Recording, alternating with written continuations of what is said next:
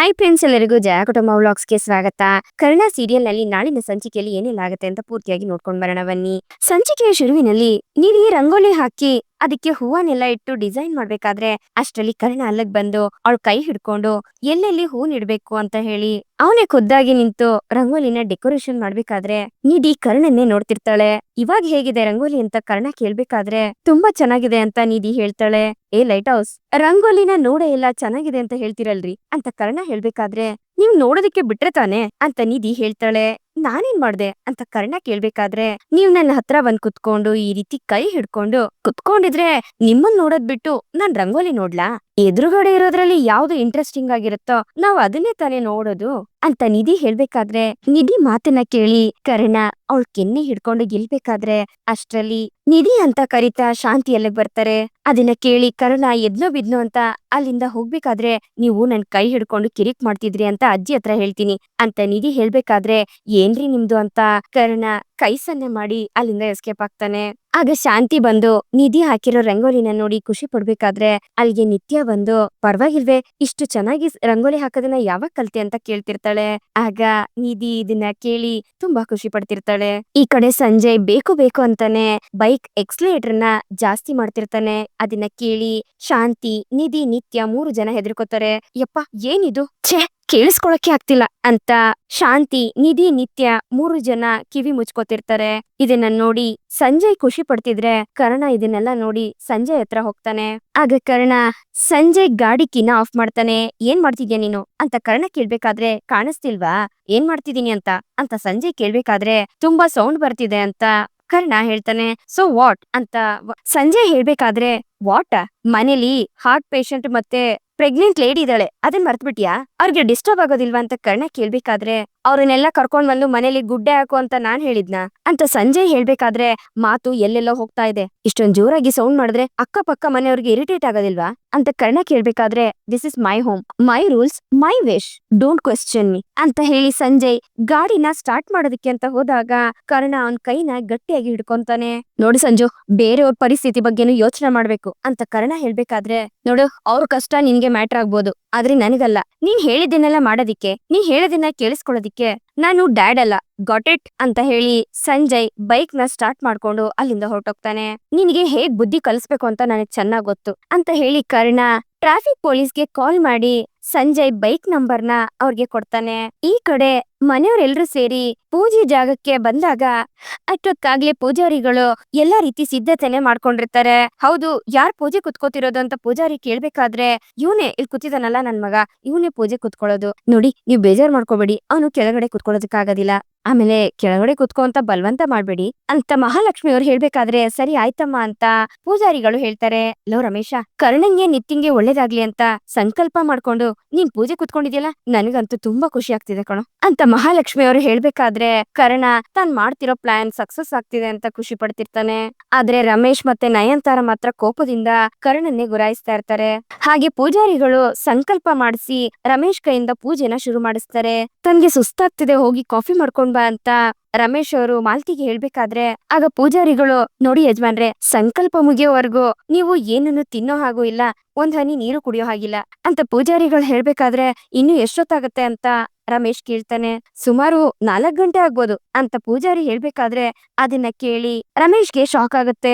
ಏನು, ಅಷ್ಟೊತ್ತರ್ಗು ನಾನು ತಿಂದೆ ಹಂಗೆ ಇರ್ಬೇಕಾ ಅಂತ ರಮೇಶ್ ಹೇಳ್ಬೇಕಾದ್ರೆ ಕರ್ಣ ಬೇಕು ಅಂತಾನೆ ಕೈ ಮುಗ್ದು ರಮೇಶ್ ಹತ್ರ ಕೇಳ್ಕೊತಿರ್ತಾನೆ. ಹಾಗೆ ಕರ್ಣ, ನೀವು ಅಮ್ಮನ್ಗೆ ಉಪವಾಸ ಇಟ್ಟಿದ್ರಲ್ಲ, ಅದ್ರ ಫಲ ಇದು, ಅನ್ಭವಿಸಿ ಅಂತ ಮನ್ಸಲ್ಲೇ ಅನ್ಕೊಂಡು ರಮೇಶ್ನೇ ಗುರಾಯಿಸ್ತಿರ್ತಾನೆ. ಆಗ ಕರ್ಣ ಮನೆಯವರೆಲ್ರು ಸುಸ್ತಾಗಿರ್ತಾರೆ ಅಂತ ಅವ್ರಿಗೆ ಜ್ಯೂಸ್ ತಗೊಂಡ್ ಬರೋದಿಕ್ಕೆ ಅಂತ ಕಿಚನ್ಗೆ ಹೋಗ್ತಾನೆ. ಅವನ್ ಹಿಂದೆನೆ ನಿಧಿ ಮೆಲ್ಲಗೆ ಹೊರಟೋಗ್ತಾಳೆ. ರೀ, ನಿಮ್ ಅಣ್ಣನ ನೋಡ್ತಿದ್ರೆ ನನ್ಗೆ ಯಾಕೋ ಡೌಟು ರೀ ಅಂತ ಸುಮತಿ ಹೇಳ್ಬೇಕಾದ್ರೆ ದಿಕ್ ತಪ್ಪಿ ಬಂದಿರೋ ಹಾಕೆ ಕುರಿ ತರ ಕಾಣಿಸ್ತಿದಾನಲ್ವಾ ಅಂತ ಹೇಳ್ಕೊಂಡು ನರೇಂದ್ರ ನಗ್ಬೇಕಾದ್ರೆ ಕರೆಕ್ಟ್ ಆಗಿ ಹೇಳಿದ್ರಿ ನೋಡಿ, 100ಗೆ 100% ನಿಜ ನಿಮ್ ಮಾತು ಅಂತ ಸುಮತಿ ಹೇಳ್ತಿರ್ತಾಳೆ. ಆ ಕರ್ಣ ಹಾಕಿ ತಾಳಕ್ಕೆ ತೈತಕ ಅಂತ ಕುಣಿತಾ ಇದ್ದ ನಮ್ಮಣ್ಣ, ಅವ್ನ್ ಡೊಳ್ಳು ಹೊಟ್ಟೆ ಇಟ್ಕೊಂಡು ಯಾವಾಗ ಮುಗ್ರಿಸಿ ಬೀಳ್ತಾನೋ ಗೊತ್ತಿಲ್ಲ ಅಂತ ಹೇಳ್ಕೊಂಡು ನರೇಂದ್ರ ನಗ್ಬೇಕಾದ್ರೆ ಸುಮತಿನು ಅವನ್ ಜೊತೆ ನಗ್ತಿರ್ತಾಳೆ. ಅಯ್ಯೋ ರೀ, ಅವ್ರು ಹೇಗಾದ್ರೂ ಬೀಳ್ಲಿ, ಆದ್ರೆ ಅವ್ರ ಜೊತೆ ಸೇರಿಸ್ಕೊಂಡು ನಮ್ಮನ್ನು ಬೀಳ್ಸಿದ್ರೆ ಸಾಕು ಅಂತ ಸುಮತಿ ಹೇಳ್ಬೇಕಾದ್ರೆ ಹೌದು ಅಂತ ನರೇಂದ್ರ ತಲೆ ಆಡಿಸ್ತಿರ್ತಾನೆ. ಈ ಕಡೆ ಕರ್ಣ ಲೋಟಕ್ಕೆಲ್ಲ ಜ್ಯೂಸ್ನ ಹಾಕ್ಬೇಕಾದ್ರೆ ನೀವ್ ಯಾಕೆ ಬಂದ್ರಿ ಅಂತ ಕೇಳಿದಾಗ ನೀವ್ ಒಬ್ರೇ ಬಂದ್ರಲ್ಲ ಅದಕ್ಕೆ ನಿಮ್ಗೆ ಹೆಲ್ಪ್ ಮಾಡೋದಕ್ ಬಂದೆ ಅಂತ ನಿಧಿ ಹೇಳ್ತಾಳೆ. ಅಯ್ಯೋ ನನ್ಗೇನ್ ಹೆಲ್ಪ್ ಬೇಡ, ಆ ಅಲ್ಲ ಬೆಳಗ್ಗೆಯಿಂದ ನಾನು ನೋಡ್ತಾನೆ ಇದೀನಿ ಹಿಂದೆ ಸುತ್ತಾನೆ ಇದೀರಲ್ಲ ಅಂತ ಕರ್ಣ ಕೇಳಿದಾಗ, ಹಲೋ ಏನ್ ಸುಳ್ಳು ಹೇಳ್ತೀರಾ ಸರ್, ನಾನ್ ಕೂತಲ್ಲಿ ನಿಂತಲ್ಲೆಲ್ಲ ನೀವೇ ನನ್ ಹಿಂದೆ ಬರ್ತಾ ಇರೋದು. ನಾನು ರಂಗೋಲಿ ಹಾಕ್ಬೇಕಾದ್ರೆ ಅಯ್ಯೋ ಯಾರಾದ್ರೂ ಬನ್ನಿ ಹೆಲ್ಪ್ ಮಾಡಿ ಅಂತ ಕೇಳ್ಕೊಂಡ ಇಲ್ವಲ್ಲ, ನಾನೇನೋ ತಪ್ಪು ಮಾಡ್ತಿದ್ದೆ, ನಾನೇ ಸರಿ ಮಾಡ್ಕೊಳ್ತಿದ್ದೆ. ನೀವು ಕಾಲೇಜಲ್ಲೂ ಹೀಗೇನಾ? ಯಾರಾದ್ರೂ ಹುಡುಗಿ ತಪ್ಪು ಮಾಡಿದ್ರೆ ಅವಳ ಕೈ ಹಿಡ್ಕೊಂಡೇ ಕರೆಕ್ಷನ್ ಮಾಡದಾ? ನೋಡಿ ಇವಾಗ್ಲೇ ನೀವು ನನ್ ಕೈ ಹಿಡ್ಕೊಂಡಿದೀರಾ ಅಂತ ನಿಧಿ ಹೇಳ್ಬೇಕಾದ್ರೆ ಕರ್ಣ ನಿಧಿ ಕೈನ ಬಿಡ್ತಾನೆ. ಪರವಾಗಿಲ್ಲ ಹಿಡ್ಕೊಳ್ಳಿ. ಹೋಗ್ಲಿ ಬಿಡಿ, ನಾನು ರಂಗೋಲಿ ಹಾಕ್ಬೇಕಾದ್ರೆ ನೀವ್ ಕರೆಕ್ಷನ್ ನ ಬಾಯಲ್ಲೇ ಹೇಳ್ಬೋದಿತ್ತು ಅಂತ ನಿಧಿ ಹೇಳ್ಬೇಕಾದ್ರೆ ಆಗ್ತಿರ್ಲಿಲ್ಲ ರೀ, ತುಂಬಾ ಮುದ್ದ ಕಾಣಿಸ್ತಿದ್ರಿ ಅಂತ ಕರ್ಣ ಹೇಳ್ಬೇಕಾದ್ರೆ ನಿಧಿ ನಾಚ್ಕೋತಿರ್ತಾಳೆ. ನಾನು ಮುದ್ದಾಗಿದ್ದೀನಿ ಅಂತ ನನಗೂ ಗೊತ್ತು, ಹೊಸದಾಗಿ ಬೇರೆ ಏನಾದ್ರೂ ಇದ್ರೆ ಹೇಳಿ ಅಂತ ನಿಧಿ ಕೇಳ್ಬೇಕಾದ್ರೆ ಮೂಗು ಸ್ವಲ್ಪ ಡೊಂಕು ಅಷ್ಟೇ ಅಂತ ಕರ್ಣ ಹೇಳ್ದಾಗ ನನ್ ಫ್ರೆಂಡ್ ಲಿಸ್ಟ್ ಅಲ್ಲಿ ಯಾರಾದ್ರೂ ನೇರವಾಗಿ ಮೂಗಿರೋರು ಎದ್ದಾರಂತ ಚೆಕ್ ಮಾಡ್ಲಾ ಅಂತ ನಿಧಿ ಹೇಳ್ಬೇಕಾದ್ರೆ ಮೂಗು ಡೊಂಕ ಇದ್ರೂ ಪರವಾಗಿಲ್ಲ, ನಿಮ್ ಮನ್ಸ್ ಚೆನ್ನಾಗಿದೆ, ನೀವೇ ಇರ್ಲಿ ಬಿಡಿ ಅಂತ ಕರ್ಣ ಹೇಳಿದಾಗ ನಿಧಿ ಅದನ್ನ ಕೇಳಿ ನಾಚ್ಕೋತಾಳೆ. ಆಗ ಕರ್ಣ ಜ್ಯೂಸ್ ತಗೊಂಡು ಮನೆಯವ್ರೆಲ್ರಿಗೂ ಕೊಡ್ತಾನೆ. ತನಗ್ ಕೊಡ್ತಾ ಇಲ್ವಲ್ಲ ಅಂತ ರಮೇಶ್ ಕೋಪದಿಂದ ಅವನನ್ನ ಗುರಾಯಿಸ್ತಾ ಇರ್ತಾನೆ. ಬೇಕು ಅಂತಾನೆ ನನ್ಗೆ ಹೊಟ್ಟೆ ಒರ್ಸೋದಕ್ಕೆ ನನ್ ಮುಂದೆನೆ ತಂದು ಕೊಡ್ತಾ ಇದ್ದಾನೆ ಅಂತ ರಮೇಶ್ ಒಳಗಡೆನೆ ಬೈಕೋತಾ ಇರ್ತಾನೆ. ಹಾಗೆ ಈ ಪೂಜೆ ಕುತ್ಕೊಳ್ಳೋದಕ್ಕೆ ನೀನೇ ಕಾರಣ ಅಂತ ಹೇಳ್ಕೊಂಡು ರಮೇಶ್ ಕರ್ಣನ್ನ ಗುರಾಯಿಸ್ತಾ ಇರ್ತಾನೆ. ಈ ಕಡೆ ಸಂಜಯ್ ತುಂಬಾ ಫಾಸ್ಟ್ ಆಗಿ ಬೈಕ್ ನ ಓಡಿಸ್ಕೊಂಡ್ ಹೋಗ್ಬೇಕಾದ್ರೆ ರೋಡ್ ಅಲ್ಲಿ ಟ್ರಾಫಿಕ್ ಪೊಲೀಸ್ ಇವನನ್ನ ಅಡ್ಡ ಹಾಕಿ ಇಳಿಯೋ ಕೆಳಗಡೆ ಅಂತ ಹೇಳ್ಬೇಕಾದ್ರೆ, excuse me, how dare you to stop me, ನಾನ್ ಯಾರು ಅಂತ ಗೊತ್ತಾ ನಿನಗೆ? ನನ್ನನ್ನ ಸ್ಟಾಪ್ ಮಾಡೋದಕ್ ಬಂದ್ರೆ ನಿನ್ ಲೈಫ್ ಸ್ಟಾಪ್ ಆಗೋಗುತ್ತೆ, ಮೈಂಡ್ ಇಟ್ ಅಂತ ಸಂಜಯ್ ಹೇಳ್ಬೇಕಾದ್ರೆ, ನಿನ್ನಂತ ಪುಡಿ ರೌಡಿಗಳನ್ನ ನನ್ ಸರ್ವಿಸ್ ಅಲ್ಲಿ ಎಷ್ಟ್ ಜನ ನೋಡಿದೀನಿ ನಾನು, ನೀನೇನು ದೇವೇಂದ್ರನ್ ಮಗನ? ಸಿಟ್ಟು ಮಾಡ್ಕೊಂಡಿದ ತಕ್ಷಣ ಮಳೆ ಬಂದು ಎಲ್ಲ ಕೊಚ್ಕೊಂಡ್ ಹೋಗೋದಿಕ್ಕೆ ಇಳಿಯ ಕೆಳಗಡೆ ಅಂತ ಟ್ರಾಫಿಕ್ ಪೊಲೀಸ್ ಹೇಳ್ಬೇಕಾದ್ರೆ, ಎಕ್ಸ್ಕ್ಯೂಸ್ ಮೀ, ಯಾರ್ ಹೇಳ್ತಿದ್ಯಾ ಅಂತ ಸಂಜಯ್ ಕೇಳ್ತಾನೆ. ನೀನ್ ಹೇಳಿದ್ರೆ ಮರ್ಯಾದೆ ಉಳಿಯುತ್ತೆ, ಅದೇ ನಾನ್ ನಿನ್ನ ಕೆಳಗಡೆ ಇಳಿಸಿದ್ರೆ ಅದ್ರ ಕತೆನೆ ಬೇರೆ ರೀತಿ ಇರುತ್ತೆ, ಪರವಾಗಿಲ್ವಾ ಅಂತ ಟ್ರಾಫಿಕ್ ಪೊಲೀಸ್ ಹೇಳಿದಾಗ ಸಂಜಯ್ ಕೋಪದಿಂದ ನೋಡ್ತಿರ್ತಾನೆ. ನೋಡು, ಸ್ಪೀಡ್ ಲಿಮಿಟ್ ಗಿಂತ ಜಾಸ್ತಿ ಬಂದಿದ್ಯಾ, ಹೆಲ್ಮೆಟ್ ಸಹ ಹಾಕಿಲ್ಲ, ವೀಲಿಂಗ್ ಮಾಡ್ತೀಯ ಅಂತ ನಿನ್ ಮೇಲೆ ಕಂಪ್ಲೇಂಟ್ ಬಂದಿದೆ, ನೀನ್ ಗಾಡಿನ ಸೀಸ್ ಮಾಡ್ತಾ ಇದೀನಿ ಅಂತ ಟ್ರಾಫಿಕ್ ಪೊಲೀಸ್ ಹೇಳ್ಬೇಕಾದ್ರೆ, ಅದ್ ಹೇಗ್ರಿ ಸೀಸ್ ಮಾಡ್ತೀರಾ? ಮಾಮೂಲಿ ಏನಿದೆ ಹೇಳಿ, ಅದನ್ನ ನಿಮ್ ಮುಖದ ಮೇಲೆ ಬಿಸಾಕ್ತೀನಿ, ಸುಮ್ನೆ ಇರಿಟೇಟ್ ಮಾಡ್ಬೇಡಿ ಅಂತ ಸಂಜಯ್ ಹೇಳ್ಬೇಕಾದ್ರೆ, ನನಗೆ ಲಂಚ ಕೊಡಕ್ ಬರ್ತಿದ್ಯಾ? ಈಗ ಬರೀ ಗಾಡಿನ ಸೀಸ್ ಮಾಡಿದೀನಿ ಅಷ್ಟೇ, ಡ್ಯೂಟಿಲಿರೋ ಪೊಲೀಸ್ಗೆ ಲಂಚ ಕೊಡೋದಕ್ ಬಂದಿದ್ಯಾ ಅಂತ ಕಂಬಿ ಹೆಣಿಸ್ಬೇಕು, ಆ ರೀತಿ ಮಾಡ್ಬಿಡ್ತೀನಿ ಅಂತ ಟ್ರಾಫಿಕ್ ಪೊಲೀಸ್ ಹೇಳ್ದಾಗ, ನಿಮ್ದೇನ್ರಿ ಇವಾಗ ಗಾಡಿ ಸೀಸ್ ಮಾಡ್ತೀರಾ? ಮಾಡ್ಕೊಳ್ರಿ, ಆದ್ರೆ ನಾನಿವಾಗ ಅರ್ಜೆಂಟ್ ಆಗಿ ಹೋಗ್ಬೇಕು ಅಂತ ಸಂಜಯ್ ಹೇಳ್ಬೇಕಾದ್ರೆ, ಹೋಗಪ್ಪ ಹೋಗು, ದೇಶದಲ್ಲಿ ಈಗ್ಲೂ ಲಕ್ಷಾಂತರ ಜನ ನಡ್ಕೊಂಡೇ ಹೋಗೋದು, ನೀನು ನಡ್ಕೊಂಡ್ ಓಡಾಡಿದ್ರೆ ನಿನ್ ಜೀವಕ್ಕೆ ಒಳ್ಳೇದು, ನೀನ್ ಗಾಡಿನ ಸೀಸ್ ಮಾಡ್ತಾ ಇದೀನಿ ಅಂತ ಹೇಳಿ ಟ್ರಾಫಿಕ್ ಪೊಲೀಸ್ ಸಂಜಯ್ ಗಾಡಿಯಿಂದ ಕೀನ ತಗೋತಾರೆ. ಆಗ ಸಂಜಯ್ ಕೋಪದಿಂದ ಗಾಡಿಯಿಂದ ಕೆಳಗಡೆ ಇಳಿದು ಐ ಸಿ ಯು ಸೂನ್ ಅಂತ ಹೇಳಿ ಆ ಟ್ರಾಫಿಕ್ ಪೊಲೀಸ್ಗೆ ವಾರ್ನಿಂಗ್ ಕೊಟ್ಟು ಅಲ್ಲಿಂದ ಕೋಪದಿಂದ ಹೊರಡ್ತಾನೆ. ಆಗ ಟ್ರಾಫಿಕ್ ಪೊಲೀಸ್ ಕೆಲ್ಸ ಆಯ್ತು ಅಂತ ಕರ್ಣನ್ಗೆ ಕಾಲ್ ಮಾಡಿ ಹೇಳ್ತಾನೆ, ಥ್ಯಾಂಕ್ ಯು ಸರ್, ತುಂಬಾ ಸ್ಪೀಡ್ ಆಗಿ ಗಾಡಿ ಓಡಿಸ್ತಿದ್ದ, ಅದಕ್ಕೆ ಸ್ವಲ್ಪ ಟೆನ್ಷನ್ ಆಗಿತ್ತು ಅಷ್ಟೇ, ಇನ್ ಮುಂದೆ ಅವನಿಂದ ಯಾರಿಗೂ ತೊಂದ್ರೆ ಆಗೋದಿಲ್ಲ ಬಿಡಿ ಅಂತ ಕರ್ಣ ಹೇಳ್ಬೇಕಾದ್ರೆ, ಓಕೆ ಸರ್ ಥ್ಯಾಂಕ್ ಯು ಅಂತ ಹೇಳಿ ಟ್ರಾಫಿಕ್ ಪೊಲೀಸ್ ಕಾಲ್ ಕಟ್ ಮಾಡ್ತಾರೆ. ಈ ಕಡೆ ಪೂಜೆ ಎಲ್ಲ ಮುಗ್ದು ರಮೇಶ್ ಮತ್ತೆ ಮಾಲ್ತಿ ಇಬ್ರು ಮಹಾಮಂಗಳಾರತಿ ಮಾಡ್ಬೇಕಾದ್ರೆ ರಮೇಶ್ ತಲೆ ಸುತ್ತಿ ಕೆಳಗಡೆ ಬಿದ್ದೋಗ್ತಾನೆ. ಅದನ್ನ ನೋಡಿ ಮನೆಯವರೆಲ್ರಿಗೂ ಶಾಕ್ ಆಗತ್ತೆ. ಅದು ಸೀದಾ ಮಾಲ್ತಿ ಅವ್ರ ಕಾಲ್ ಕೆಳಗಡೆನೆ ಬೀಳ್ತಾನೆ.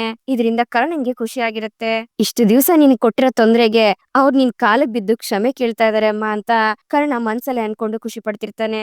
ಇದೇನೆ ಹೆಂಡತಿ ಕಾಲ್ ಬೀಳೋ ಸ್ಥಿತಿಗ್ ತಲ್ಪುಟ ನಮ್ಮಣ್ಣ ಅಂತ ನರೇಂದ್ರ ಹೇಳ್ಬೇಕಾದ್ರೆ, ಅತಿ ಆದ್ರೆ ನಿಮ್ಗೂ ಇದೇ ಗತಿ, ನೆನ್ಪಿರ್ಲಿ ಅಂತ ಸುಮತಿ ಹೇಳ್ತಾಳೆ. ನಿನ್ ಕಾಲ್ಗೇನು ನಾನ್ ಬೀಳೋದಿಲ್ಲ, ನಿನ್ ಕಾಲ್ ಎಳಿತೀನಿ ಅಷ್ಟೇ ಅಂತ ನರೇಂದ್ರ ಸುಮತಿಗೆ ಹೇಳ್ತಿರ್ತಾನೆ. ಈ ಕಡೆ ರೋಡ್ ಅಲ್ಲಿ ನಡ್ಕೊಂಡ್ ಬಂದು ಸುಸ್ತಾಗಿ ಸಂಜಯ್ ಆಟೋ ಹತ್ತಣ ಅಂತ ಹೇಳಿ ಕೈನ ಅಡ್ಡ ಹಾಕ್ತಾನೆ. ಅದೇ ಟೈಮ್ಗೆ ಇನ್ನೊಂದ್ ಹುಡುಗಿ ಆಟೋಗೆ ಕೈನ ಅಡ್ಡ ಹಿಡಿತಾಳೆ. ಆಗ ಆ ಆಟೋ ಹೋಗಿ ಆ ಹುಡುಗಿ ಮುಂದೆನೆ ನಿಲ್ಲುತ್ತೆ. ಆಗ ಸಂಜಯ್ ಓಡ್ ಹೋಗಿ ಆ ಆಟೋನ ಹತ್ಬೇಕು ಅಂತ ನೋಡಿದಾಗ ಆ ಹುಡುಗಿ ಮತ್ತೆ ಸಂಜಯ್ ಇಬ್ರು ಒಬ್ರಿಗೊಬ್ರು ಡಿಕ್ಕಿ ಹೊಡ್ಕೋತಾರೆ. ಹಲೋ, ಮೊದ್ಲು ಆಟೋ ನಿಲ್ಸಿದ್ದೀನಿ ನಾನೇ ಇದ್ರಲ್ಲಿ ಹೋಗ್ತೀನಿ, ನೀವು ಬೇರೆ ಆಟೋ ನೋಡ್ಕೊಳ್ರಿ ಅಂತ ಸಂಜಯ್ ಕಿರ್ಚಾಡ್ಬೇಕಾದ್ರೆ, ಸರ್ ಯಾಕೆ ಅಷ್ಟೊಂದ್ ಕಿರ್ಚಾಡ್ತಾ ಇದೀರಾ, ಹೃದಯಕ್ಕೂ ನಾಲ್ಗೆಗೂ ಯಾಕ್ ಮೂಳೆ ಇಲ್ಲ ಹೇಳಿ? ನಾವು ಸಾಫ್ಟ್ ಆಗಿ ಮಾತಾಡ್ಬೇಕು ಅಂತ ನೀವು ಇಷ್ಟೊಂದು ಕಿರ್ಚಾಡ್ತಿದ್ರೆ ಸ್ಟ್ರೆಸ್ ಆಗಿ ಹೋಗುತ್ತೆ. ನೋಡಿ, ಮೊದ್ಲು ಗಾಡಿ ನಿಲ್ಸಿದ್ದು ನಾನ್ ಹೋಗ್ಬೇಕು ಅಷ್ಟೇ ಅಂತ ಆ ಹುಡುಗಿ ಹೇಳ್ಬೇಕಾದ್ರೆ, ನೋಡು ಅದೆಲ್ಲ ಆಗೋದಿಲ್ಲ, ನೀವ್ ಬೇಕಿದ್ರೆ ಆಟೋ ಹತ್ಕೊಂಡೋಗಿ ಅಂತ ಸಂಜಯ್ ಹೇಳ್ಬೇಕಾದ್ರೆ, ನನಗೆ ಯಾಕೆ ಹೇಳ್ತಾ ಇದ್ದೀರಾ, ನೀವೇ ಕೆಲ್ಸ ಮಾಡ್ಬೋದಲ್ಲ ಅಂತ ಹುಡುಗಿ ಹೇಳ್ಬೇಕಾದ್ರೆ, ಸಂಜಯ್ ಆ ಹುಡುಗಿ ಮೇಲೆ ರೇಗಾಡ್ತಾನೆ. ಏಯ್ ಏನು, ನನಗೆ ಬೇರೆ ಗಾಡಿಲಿ ಹೋಗು ಅಂತ ಹೇಳ್ತಾ ಇದ್ಯಾ ಅಂತ ಸಂಜಯ್ ರೇಗಾಡ್ಬೇಕಾದ್ರೆ, ಪ್ಲೀಸ್ ಸರ್, ನನ್ಗೆ ಬೆಳಿಗ್ಗೆ ಬೆಳಿಗ್ಗೆ ಜಗಳ ಆಡೋದಕ್ಕೆ ಇಷ್ಟ ಇಲ್ಲ, ನಾನು ಒಳ್ಳೆ ಕೆಲ್ಸಕ್ಕೆ ಹೋಗ್ತಾ ಇದ್ದೀನಿ, ಇದೆಲ್ಲ ಸರಿ ಹೋಗೋದಿಲ್ಲ ಅಂತ ಹುಡುಗಿ ಹೇಳ್ಬೇಕಾದ್ರೆ, ನಾನೇನು ಖುಷಿಯಿಂದ ನಿನ್ ಮುಂದೆ ಹರಟೆ ಹೊಡಿತಾ ನಿಂತಿದ್ದೀನಿ ಅನ್ಕೊಂಡಿದ್ಯಾ, ನಿಮ್ ಹತ್ರ ಮಾತಾಡೋದಕ್ಕೂ ನನ್ಗೆ ಪೇಶನ್ಸ್ ಇಲ್ಲ ಅಂತ ಸಂಜಯ್ ಜಗಳ ಮಾಡ್ತಿರ್ತಾನೆ. ಆಗ ಆ ಆಟೋದವನು ಇವ್ರಿಬ್ರು ಮಧ್ಯ ಬಂದು, ಸರ್ ಯಾಕ್ ಸರ್ ಕಿತ್ತಾಡ್ತಾ ಇದ್ದೀರಾ, ನೀವ್ ಎಲ್ಲಿಗ್ ಹೋಗ್ಬೇಕು ಹೇಳಿ ಅಂತ ಆಟೋ ಡ್ರೈವರ್ ಕೇಳ್ಬೇಕಾದ್ರೆ, ವಸಿಷ್ಠ ಹಾಸ್ಪಿಟಲ್ ಅಂತ ಇಬ್ರು ಒಂದೇ ಸಲಿಗೆ ಹೇಳ್ತಾರೆ. ಹಾಗೆ ಇಬ್ರು ಒಬ್ರಿಗೊಬ್ರು ಮುಖಾನ ನೋಡ್ತಿರ್ತಾರೆ. ಒಳ್ಳೇದಾಯ್ತಲ್ಲ, ಕುತ್ಕೊಳ್ಳಿ, ಇಬ್ರನ್ನು ಒಟ್ಟಿಗೆ ಬಿಡ್ತೀನಿ ಅಂತ ಆಟೋದವ್ರು ಹೇಳ್ಬೇಕಾದ್ರೆ, ಸರಿ ಅಂತ ಹುಡ್ಗಿ ತಲೆ ಆಡ್ಸಿದ್ರೆ ಸಂಜಯ್ ಮಾತ್ರ ಕೋಪ ಮಾಡ್ಕೋತಾನೆ. ವಾಟ್, ಐ ಕಾಂಟ್ ಕಮ್ ಹಿತ್ ಅಂತ ಸಂಜಯ್ ಹೇಳ್ಬೇಕಾದ್ರೆ, ಸರ್ ಒಂದೇ ಕಡೆ ಹೋಗ್ತಿದ್ದೀರಲ್ವಾ, ಬನ್ನಿ ದುಡ್ಡು ನಿಮ್ಗೆ ಉಳಿಯುತ್ತೆ ಅಂತ ಆಟೋದವನು ಹೇಳ್ತಿರ್ತಾನೆ. You know who am I, owner of Vasishta hospitals ಅಂತ ಸಂಜಯ್ ಹೇಳ್ಬೇಕಾದ್ರೆ, ಅದನ್ನ ಕೇಳಿ ಆ ಹುಡುಗಿಗೆ ಶಾಕ್ ಆಗತ್ತೆ.